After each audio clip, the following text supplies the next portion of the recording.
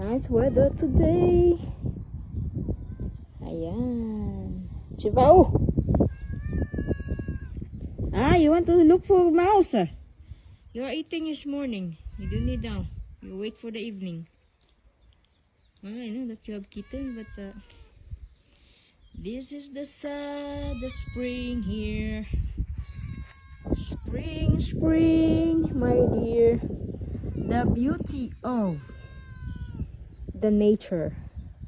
How God, Elohim, all this work and His harmony in His creation. You see the beauty of this. Isn't that beautiful? All these flowers. Where are you going? To speak Tagalog, hindi ako marunong mag-shy Tagalog. Ayan, ayan, ayan.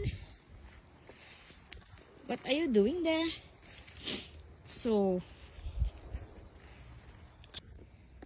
and that, what ay pinapaniwalaan ko. Yan, dyan sila. Nature, nature.